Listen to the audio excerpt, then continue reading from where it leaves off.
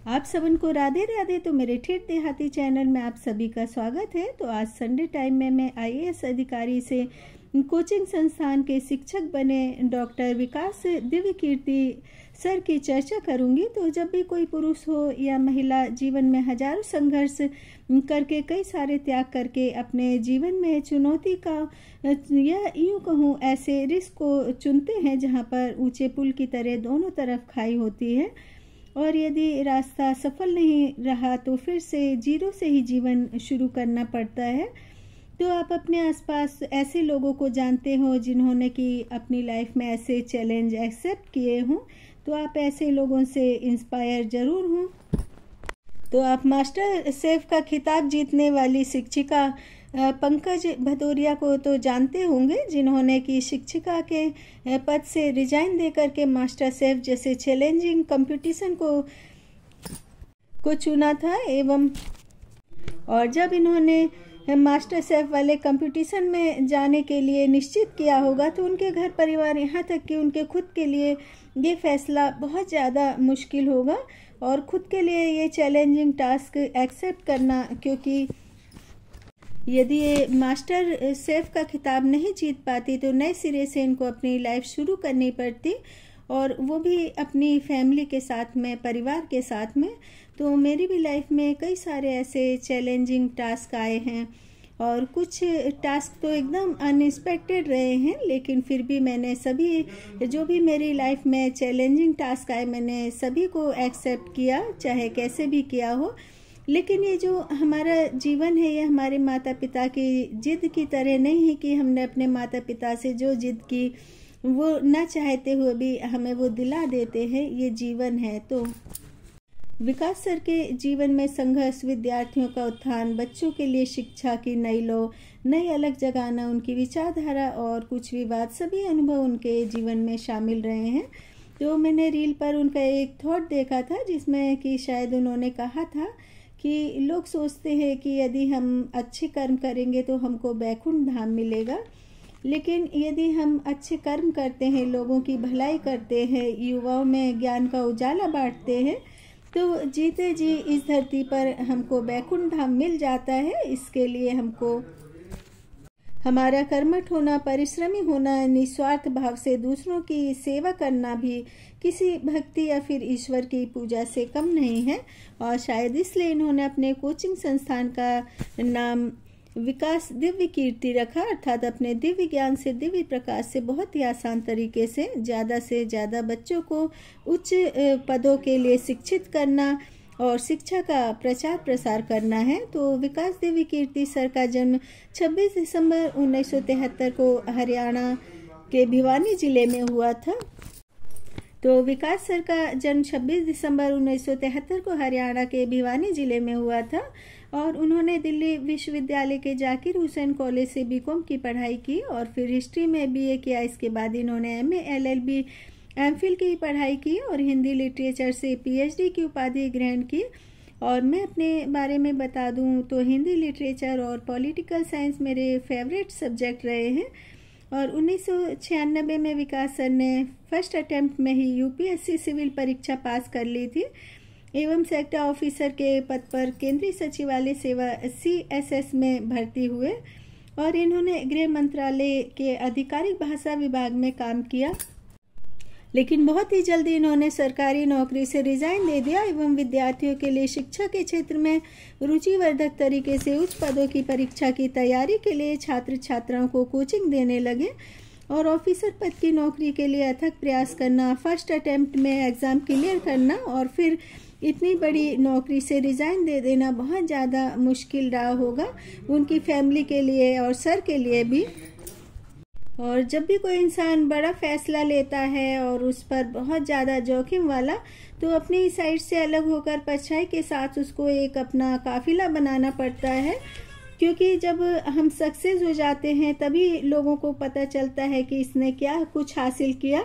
नहीं तो लोग यही सोचते हैं कि अरे ये क्या ही कर लेगा, इसने तो अपनी अच्छी भली लाइफ ही बेकार कर ली।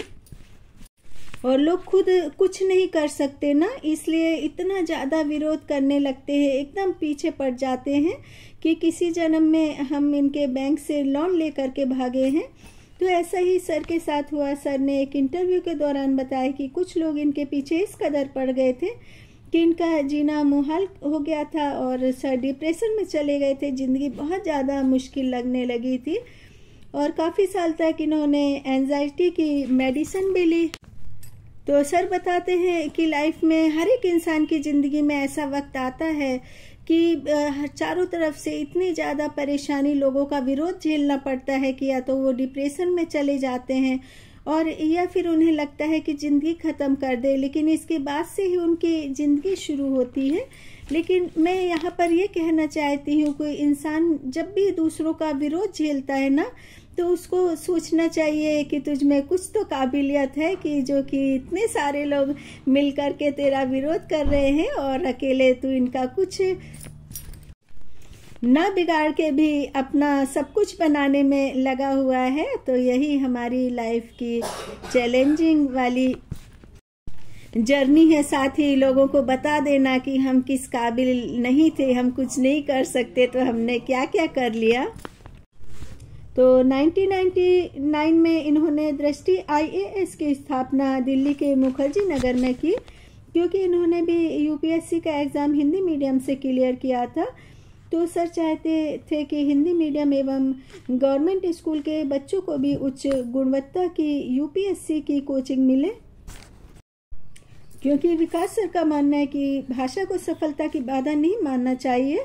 और सर ने एक इंटरव्यू के दौरान बताया कि जब जापान में जैपनीज, चीन में चाइनीज, इंग्लैंड में अंग्रेजी अर्थात मातृभाषा बोली जाती है, तो हम क्यों नहीं अपनी मातृभाषा को अहमियत देते हैं। और आजकल छोटे छोटे पदों के लिए आवेदक के आवेदन पत्र को इसलिए निरस्त कर दिया जाता है कि उसको अंग्रेजी नहीं आती। तो विकास सर का कोचिंग मॉडल सिर्फ पाठ्यक्रम नहीं, अपितु विचार चर्चा, सामाजिक राजनीतिक जागरूकता भी है। और विकास सर का मानना है कि हमारे देश में नेता चुनने के लिए भी वही सब पॉसिबिलिटीज होनी चाहिए जो कि नौकरी के लिए होती हैं।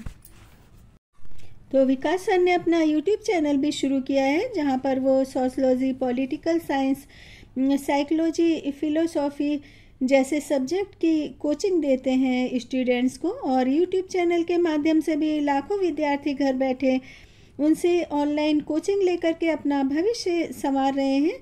तो शिक्षा एवं युवाओं को प्रोत्साहित एवं मार्गदर्शन कर सिर्फ वो अच्छे शिक्षक ही नहीं, उच्च विचारक एवं युवाओं के सपनों को साकार करने वाले अविस्मरणीय व्यक्तित्व के शिक्षक एक अच्छे व्यक्ति, अच्छे वक्ता, अच्छे विचारक एवं उच्च कोटि के समाज सुधारक हैं। क्योंकि समाज को सुधारने के लिए प्रशस्त मार्ग शिक्षा है, लेकिन कुछ समय से प्राइवेट स्कूल, साथ ही शिक्षा के नए पैटर्न के कारण शिक्षा का भी व्यापारीकरण होता जा रहा है। और सर युवाओं को संदेश देते हैं, शिक्षा के लिए विवेक जरूरी है। और यदि किसी विषय पर गहराई से हम नहीं जाते हैं, लेक्चर की तरह सिर्फ हम सुन लेते हैं और फिर अपने दिमाग से निकाल देते हैं, तो हमारी शिक्षा अधूरी रह जाती है। क्योंकि जब हमको कुछ समझ नहीं आता है तो एग्ज़ाम में रट करके आखिर हम कब तक पास होते रहेंगे। तो विकास सर कहते हैं कि ईश्वर ने हमको रूल बुक नहीं दी, इसलिए कोई भी डिसीजन लेने का दायित्व हमारा खुद का होता है। और सर का मानना है कि शिक्षा का अर्थ सिर्फ छात्रों का परीक्षा में उत्तीर्ण होना ही नहीं है, अपितु शिक्षा के अंतर्गत समाज को नए नए विचार प्रदान करना है। तो विकास दिव्य कीर्ति सर एक असाधारण व्यक्तित्व वाले बहुत ही साधारण व्यक्ति हैं। इनके चेहरे पर हमेशा एक अद्भुत दिव्य मुस्कान रहती है जो कि स्टूडेंट्स को नर्वस नहीं होने देती। साथ ही सर बहुत विनम्र हैं, सत्य पर अटल रहने वाले हैं। और विकास सर भिवानी से दिल्ली शिफ्ट हुए, हिंदी मीडियम से स्टडी की, हिंदी मीडियम से ही कोचिंग संस्थान की शुरुआत की और आज देश के प्रतिष्ठित शिक्षक है, वक्ता है। तो परिस्थितियां ना हमारे जीवन में, मार्ग में आगे बढ़ने में कभी भी बाधक नहीं होती है, कोई मायने नहीं रखती हैं। यदि हमें जीवन में आगे बढ़ना है कि परिस्थितियां कैसी है, हमारे साथ में क्या हो रहा है, क्या हमारी परिस्थिति, ये सब कोई मायने नहीं रखती। मायने यदि रखता है तो हमारा दृढ़ संकल्प रखता है, हम किस दिशा में जा रहे हैं, किस दिशा का चयन हमने किया है ना, ये मायने रखता है। तो ये थी विकास दिव्य कीर्ति सर की एक संघर्ष भरी यात्रा शिक्षण से विचारक एवं विचारक से प्रेरक बनने तक की। तो छात्रों को मेरा ऑडियो पसंद आया हो तो मेरे चैनल को लाइक सब्सक्राइब करें, क्योंकि जो आज का मेरा ऑडियो था स्पेशली छात्रों के लिए ही था। राधे राधे।